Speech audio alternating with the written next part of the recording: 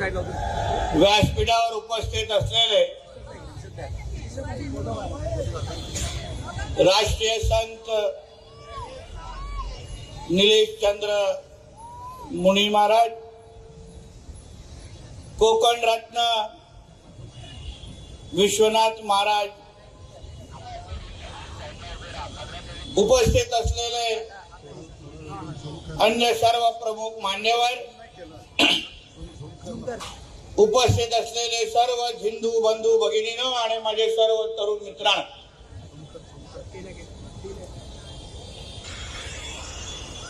खरं म्हटलं तर आयोजकांची थोडी जागा चुकली. थोडा अजून 3 किलोमीटर आतमध्ये घेऊन गेले असते तर अजून मजा आली असते.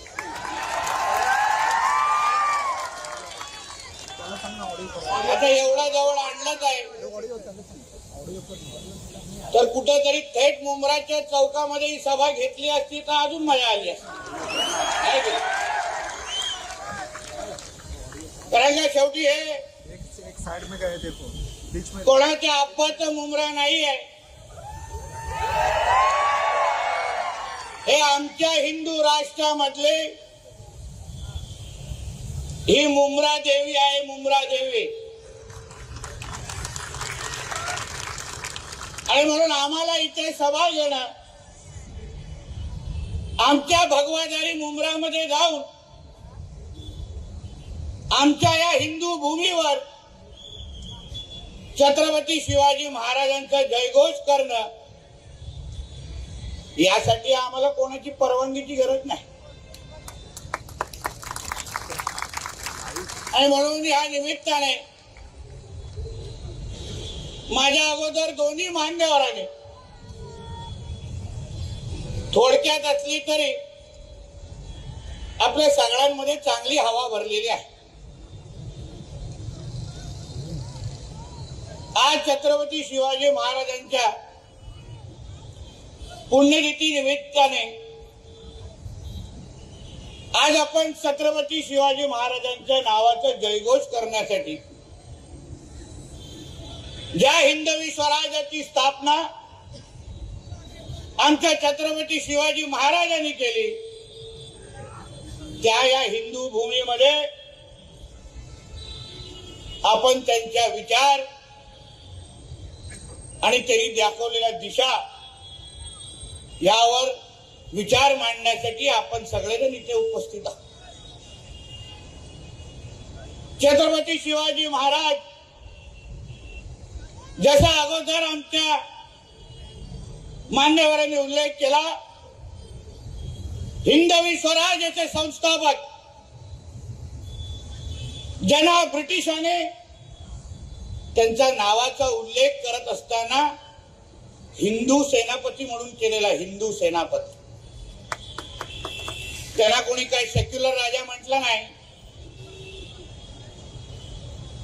18 पगड जातींना एकत्र करून हिंदवी स्वराज्याचे संस्थापक म्हणून आपण आपल्या छत्रपती शिवाजी महाराजांना ओळखतो.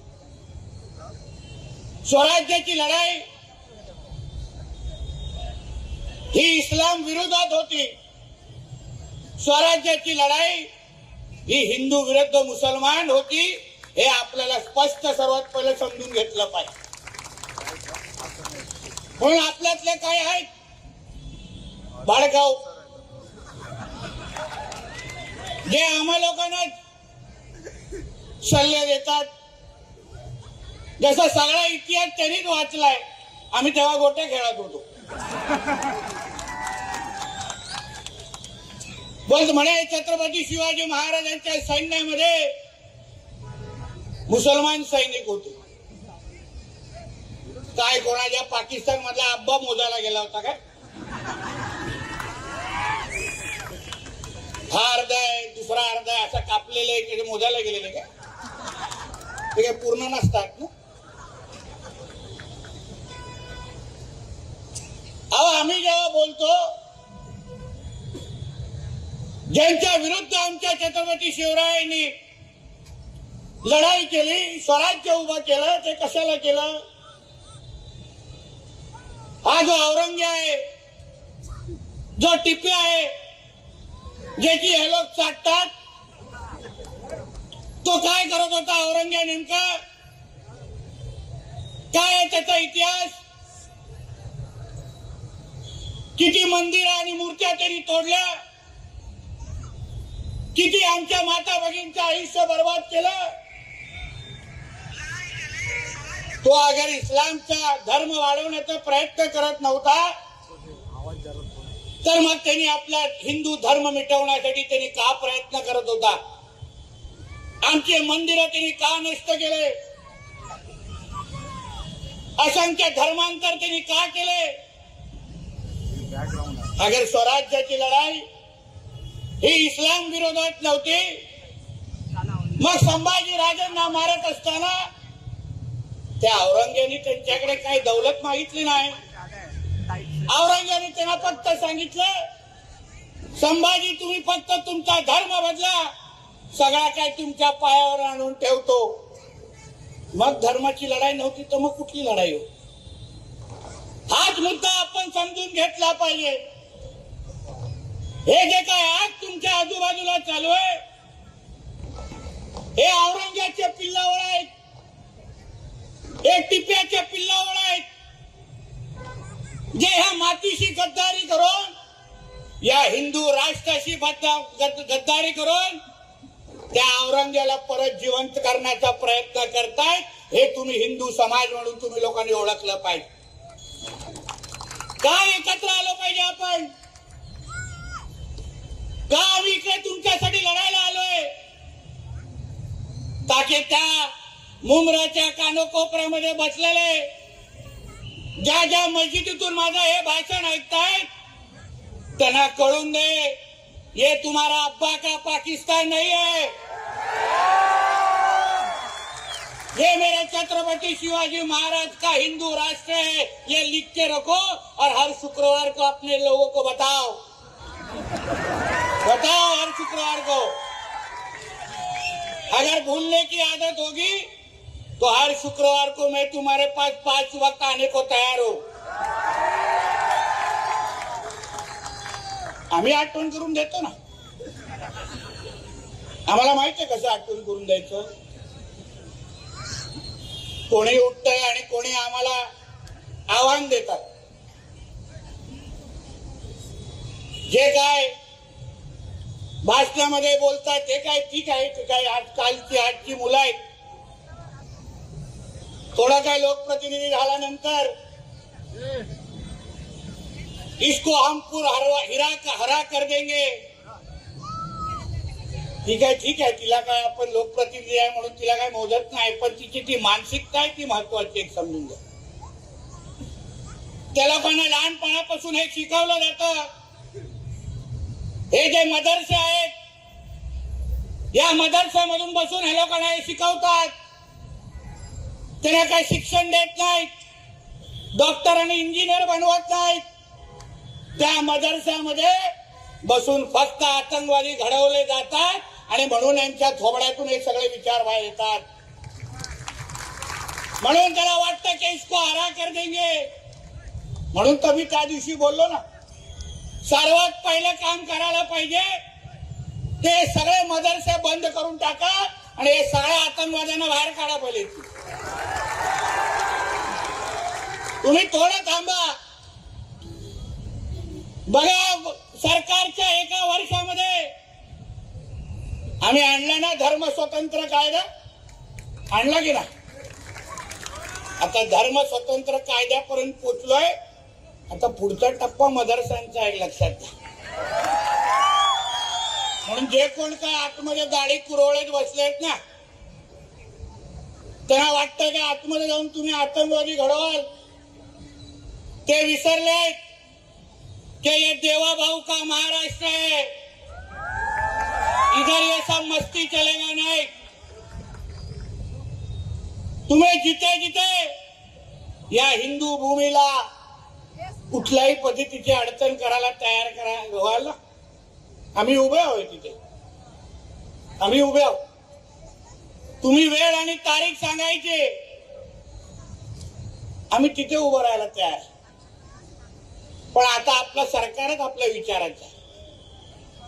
तुम्ही 2024ला या महाराष्ट्राच्या हिंदू समाजने या राज्यामध्ये हिंदुत्वादी विचाराचं सरकार निवडून दिलं. हिंदुत्वादी विचाराचा मुख्यमंत्री आजच्या 6व्या माळ्यावर बसलाय. तुम्ही कसलीही चिंता करू नका. यांनी 100 जन्म घेतले तरी काही हिरवा करू शकणार नाही. काही हिरवा करू शकणार नाही. आम्हालाही बघायचंय कुठून हिरवा आणतात. आम्हालाही बघायचं. आमच्या त्या पोलिसांच्या दांड्यांना काय कमी जमरला काय? आम्हाला माहिती आहे काय काय कुठे कुठे चालतं. आम्हाला आमच्या महाराष्ट्रामध्ये येऊन आमच्या हिंदू समाजाला धमकवायचं नाही. हिंदू समाजाला भीती बसवायची नाही. तुम्ही अगर आमचा तिसरा डोळा उघडाल तर या शुक्रवारचे तुमचं सिलेंडर पण वरती येणार नाही एवढी काळजी घेणार. लक्षात घ्या. पुरेपूर काळजी घेणार. कारण आम्हाला आमच्या हिंदू राष्ट्रामध्ये आमच्या या हिंदू समाजाने आशीर्वाद देऊन इथे बसवलेला आहे. मी छाती ठणकावून सांगतो, मी काय कुठल्या गोल टोपेन गाडीवाल्यांमुळे मी काय आमदार झालो नाही. मी जो आमदार झालेलो आहे माझ्या हिंदू समाजाने मला निवडून इथे आमदार म्हणून इथे उभं केलेलं आहे. मी जे मंत्रालयामध्ये बसतो किंवा इथे जे तुमच्या सभेमध्ये आलोय कुठला आमदार किंवा मंत्री म्हणून नाही, एक हिंदू म्हणून तुमच्याशी बोलायला आणि ताकद देण्यासाठी आलोय. म्हणून तुम्ही निश्चित करा. आम्हाला काय मतांची आहे इकडेची काय चिंता नाही हो. ह्यांचे 5 जातील तर आमचे हिंदूंचे 50 पडतील. आम्हाला काय चिंता करू नका. काय चिंता करू. आम्हाला माहिती आहे कसं निवडून आमच्या हिंदूंची ताकद काय असते हे आम्हाला चांगल्या पद्धतीने माहिती आहे. म्हणून त्याची भीती आमच्यात टाकू नका. फक्त या महाराष्ट्रामध्ये वावरत असताना, या मुंबईमध्ये वावरत असताना जे काही मस्ती इथे जे चालू आहे, आमच्या स्थानिक लोकांना हिंदू समाजाला जी काय भीती बसवण्याचा जो प्रयत्न चालू आहे ना, कधी धर्मांतरच्या नावाने, कधी लँड जिहादच्या नावाने, कधी लव्ह जिहादच्या नावाने, तुम्ही एक लक्षात घ्या. जे जे काही जिहादी माझा आधी तर ऐकत असतील, ऐकतात माझं भाषण मस्जिदीमध्ये बसून पण ऐकतात. मला माहिती आहे. मुझे मालूम है तुम लोग छुप छुप के मेरा भाषण सुन रहे, फिर सुनो ध्यान से. परत माझ्या हिंदू समाजाच्या ह्या भागातल्या मुंब्रा देवी आणि ह्या भागातल्या कुठल्याही हिंदू समाजाच्या व्यक्तीकडे कोणी वाकड्या नजरेने बघितलं ना तर न सांगता तुमच्या इकडे येईन आणि तांडव करून जाईन. एक लक्षात घ्या, तांडव. आम्ही आज जे मंत्रालयामध्ये बसलोय या हिंदू समाजाच्या आशीर्वादामुळे बसलोय. हे सरकार हिंदू समाजाचं आहे आणि म्हणून ह्यांच्याकडे कोणी वाकड्या नजरेने बघितलं, ह्यांच्यामध्ये कोणी भीती पसरवली तर मग पुढचा कार्यक्रम आमचा. मग आम्ही तो आता धुरंधरचा डायलॉग आहे ना, ये देवा भाऊ का महाराष्ट्र है, ये घुसेगा भी और मारेगा भी. एक लक्षात ठेवा. आणि म्हणून इथून तर हे फक्त 3 किलोमीटर पर्यंत सुरुवात आहे. माझ्या मुंब्रा देवीच्या प्रत्येक हिंदू समाजाला जे जे माझ्या भाषणात ऐकत तिकडे बसून असतील तर आम्हाला विश्वास द्यायचा आहे की तुम्ही कसली चिंता करू नका. तुम्ही एकटे नाही आहात. हे किती हिरवे साप वळवळले यांना ठेचण्याचे सगळे कार्यक्रम हे आमच्याकडे तयार आहेत. तुम्ही चिंता करू नका. तुम्हाला कोणी काही धमक्या देत असतील, कोणी वाकड्या नजरेने भागा देत असतील, फक्त आम्हाला सांगा. बघा मी बोलत असताना बुलडोजर जातो. बघा शुभ संकेत आहे, शुभ संकेत. फक्त रिवर्स मारून बुलडोजर मुंब्राला फिरवायचं आहे, बाकी काय नाही. आणि म्हणून तुम्हाला सांग, आजची ही सभा ही तुमच्या सगळ्यांवर तुमचा विश्वास वाढवण्यासाठी आहे. हिंदू समाज म्हणून ज्या छत्रपती शिवाजी महाराजांनी आपल्याला एकत्र आणलं, ज्या छत्रपती शिवरायांनी आपल्या आयुष्याची पर्वा न करता आपल्यासाठी आयुष्य घालवलं, त्या छत्रपती शिवाजी महाराजांच्या हिंदू समाजाला सुरक्षित ठेवणं, त्यांच्या मागे उभं राहणं, त्यांना ताकद देणं हे त्यांचा मावळा म्हणून आमची प्रमुख जबाबदारी आहे. आणि म्हणून आम्ही इथे आज आलेलो आहे. तुम्ही निश्चित करा, कोणी काही तुमच्या इथे काय मस्ती करत असेल, आता लव जिहादचा आता कायदाच आपल्या महाराष्ट्रात आलाय. आता बघा आमच्या हिंदू बहिणींकडे कोणी वाकड्या नजरेने बघा. कोण शाहरुख खान आमिर खान येऊन दे, दाखवतो त्याला. 7 वर्ष अशी जेलची हवा दाखवेल ना, साबण पण उचलायला जमणार नाही. समजून घ्या काय बोलतो. आणि तुम्हाला एक विनंती करतो मी सगळ्याला, तुम्ही जरा आता तुम्ही कसे घरात कुत्रे पाळता आहे की नाही, पाळीव कुत्रे पाळता की नाही, जरा पाळीव डुकरं पाळायला सुरू करा. बघा ते विनंती करा. आमच्यातले कोण जरा राज्य सरकारकडे विनंती करा की वऱ्हाला पाळीव प्राणीचा जरा दर्जा द्या. प्रत्येकाने आपल्या घराघर बाहेर ठेवा. बघा हे हिरवे साप जवळ पण वळवळणार नाही. 2-3 तासात बघा कसं मुंब्रा देवी खाली होऊन जा. बघा कसे पळापळ चालू होत. या लोकांना हीच भाषा कळते हो. आम्हा लोकांना हे लोक विचारतात क्या नितेजी तुम हिंदू मुसलमान करते कसं काय, आम्ही काय करतोय. आता गेल्या आठवड्यात रामनवमी झाली, त्याच्या काही दिवसा अगोदर ईद झाली. विचार आमच्या पत्रकार मित्रांना, ईदच्या दिवशी महाराष्ट्रामध्ये एक अशी घटना दाखवा, एक जिथे हिंदू समाजने त्या ईद मध्ये हे लोकांना साजरा करण्यामध्ये काय अडचण आहे. एक अशी घटना दाखवा. कुठे दगड मारला, कुठे हे लोकांची डीजे थांबवले, कुठे हे लोक जे काय बाईक घेऊन वळवळ करतात तिथे आम्ही बाईक आडव्या टाकले, एक घटना झाली. पण आमच्या रामनवमी जेव्हा मिरवणुका निघाल्या, आमच्या हनुमान जयंतीच्या जे मिरवणुका निघाल्या, किती घटना झाल्या दगड मारण्याच्या, चपला मारण्याच्या. त्या मालवणीमध्ये मिरवणूक निघत होती आपल्या रामनवमीची. या लोकांना लगेच मिरची लागली हिरवी. येऊन सांगतात हमारे बड़ी मस्जिद के सामने भगवा लगेगा नहीं, भगवा झंडा नहीं लगाना. मला अच्छा, मला अभी तो बाहेर लगा रे. जास्त किरकिर केली ना तर आतमध्ये लावून जाईल. काही करू शकणार नाही.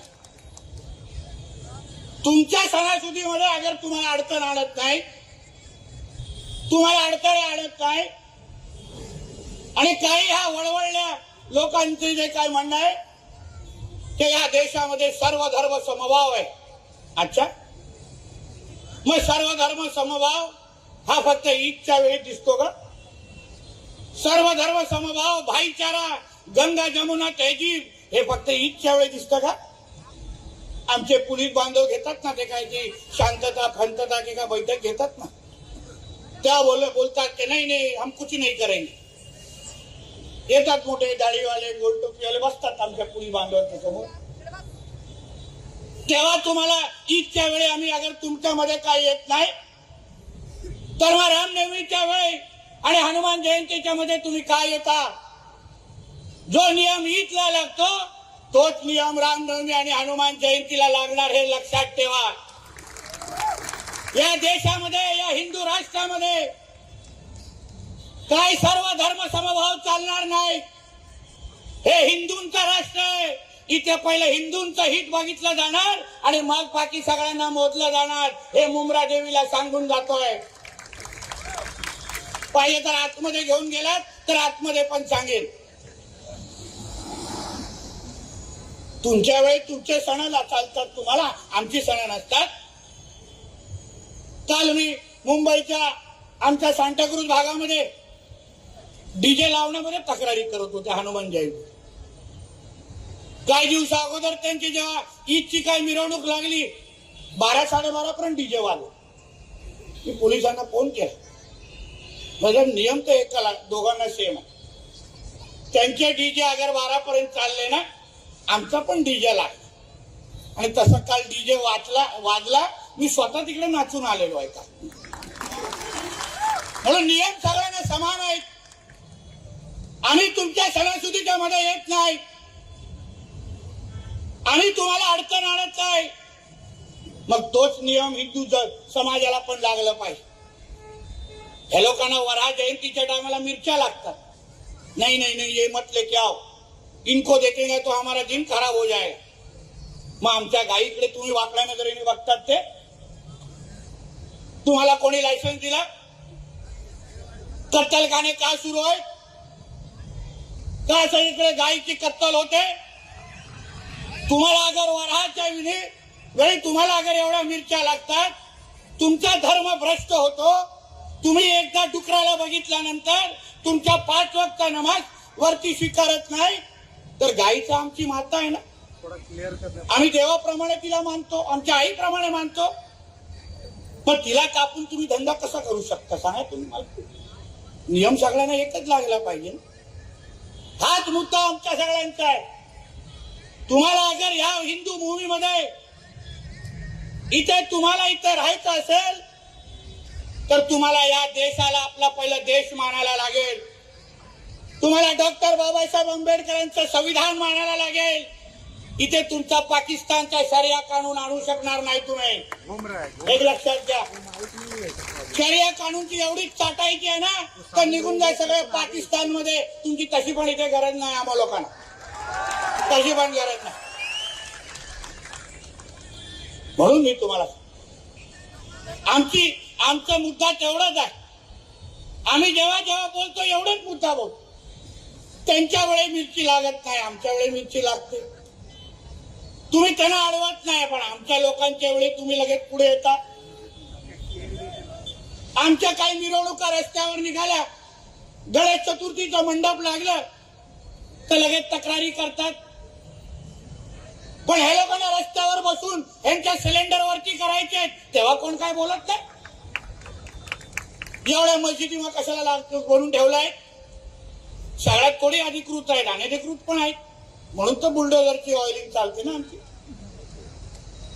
पण तुम्हाला अगर तुमच्या मस्जिदीमध्ये एवढ्या तुम्हाला नमाज पडण्यासाठी दिलाय, मग तुम्ही रस्त्यावर कशाला करा? आमचा मुद्दाच एवढा आहे.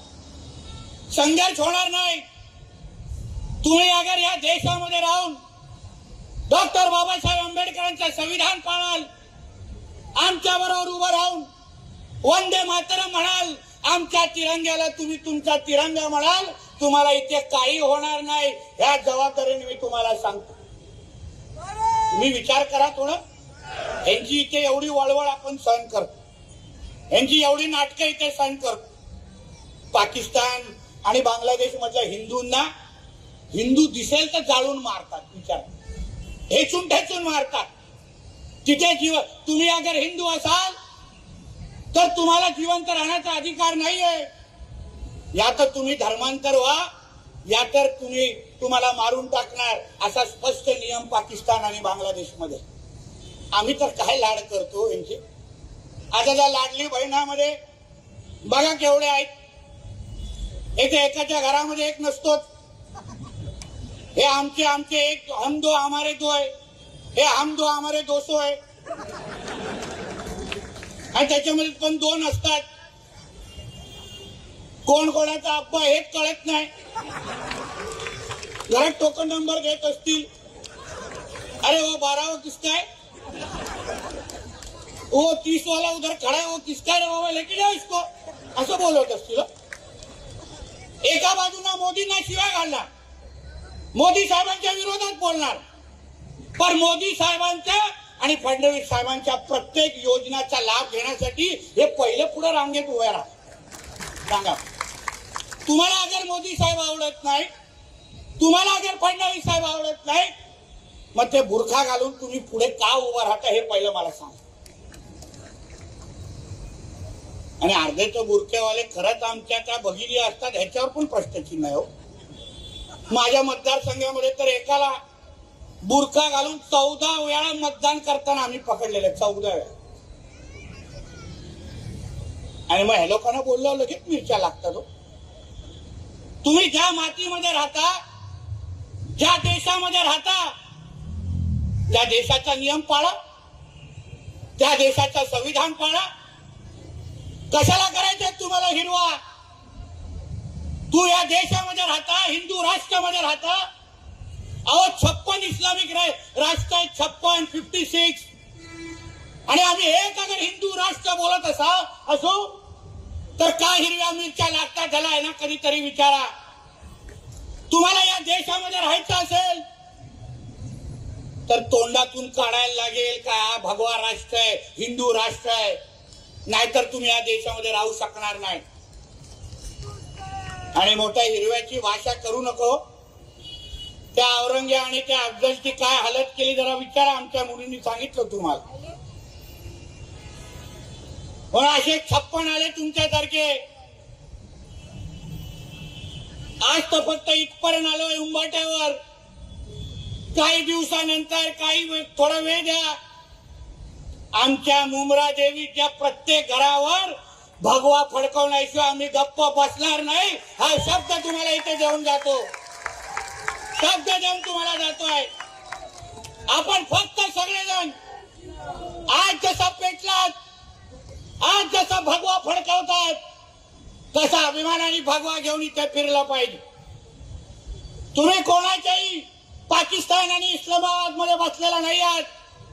तुम्ही तुमच्या हिंदू राष्ट्रामध्ये जगतात. तुमच्या एक लक्षात ठेवा, हे भगवादारांचं राज्य आहे.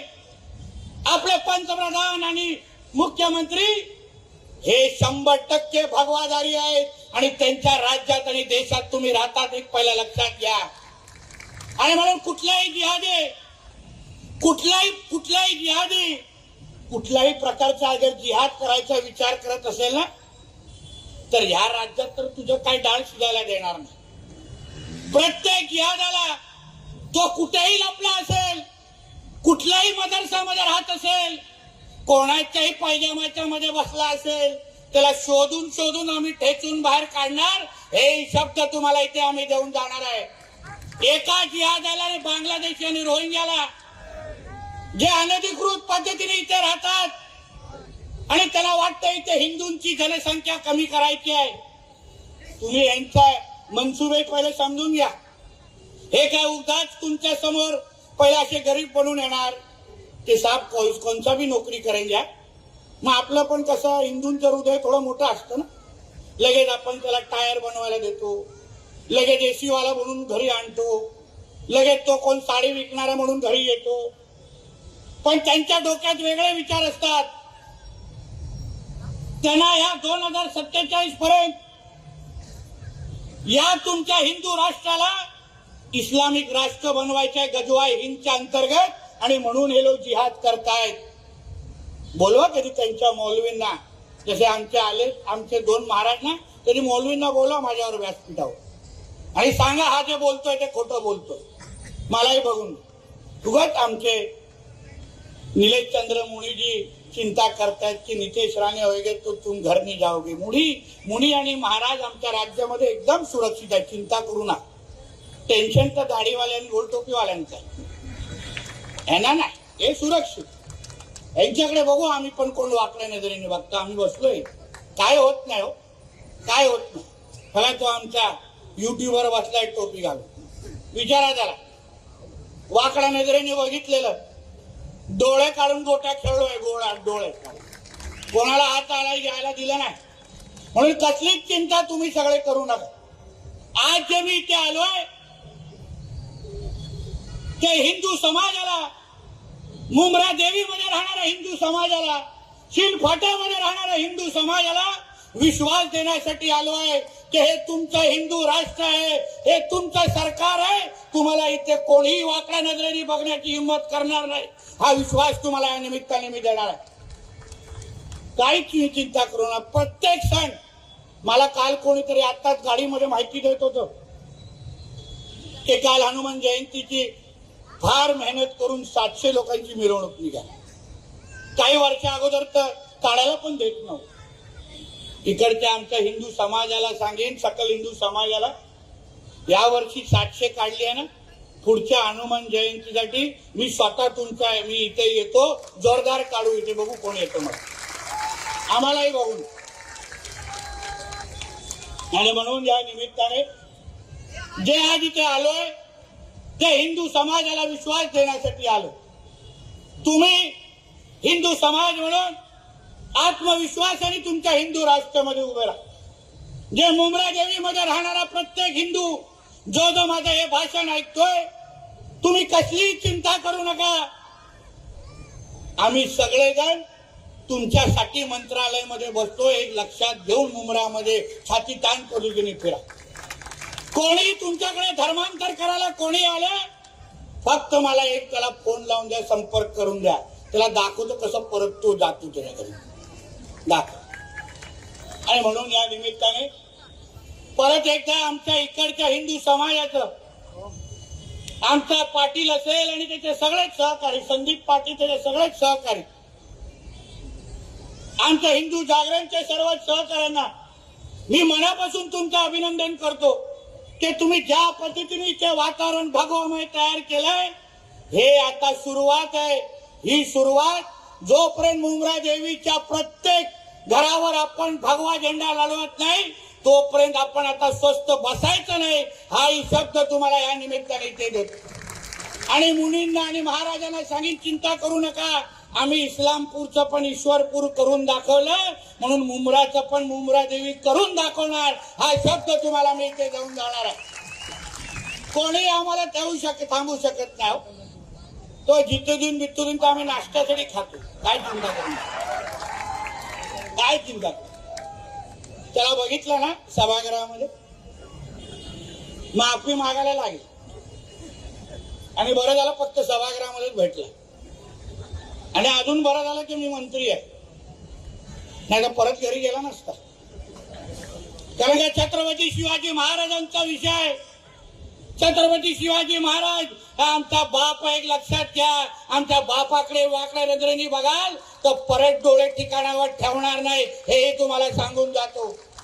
तुम्हाला इथे औरंगे आणि टिप्याची चाटायची असेल तर निघून जा तुमच्या पाकिस्तानमध्ये. तुमची इथे कोणाचीच काही गरज नाही. आणि म्हणून हिमतीने तुम्हाला सांगायला आलोय, कसली चिंता करू नका. हा हिंदू राष्ट्र, हा आमचा महाराष्ट्र, हा आमचा मुंब्रा, ही आमची मुंब्रा देवी, ही तुमच्या इकडच्या हिंदू समाजाची आहे. तुम्ही अभिमानाने आणि छाती ठोक पद्धतीने इथे फिरा. आम्ही सगळेचे सगळेजण तुमच्या बरोबर आहोत. हाच विश्वास तुम्हाला मी आजच्या निमित्ताने देणार आहे आणि इथेच थांबणार आहे. आता माझ्यासाठी खिशातला फक्त मोबाईल काढा आणि लाईट ऑन करा. सगळेजण काढा लाईट, स्वतःच काढा रे बाबा. सगळेजण काढलं पाहिजे ना, तर फाईन लागणार. काढा सगळेजण. बोला जय श्रीराम. मुंब्रा देवीच्या शेवटच्या घरापर्यंत, त्या मस्जिदीपर्यंत आवाज केला पाहिजे. बोला जय जय श्रीराम.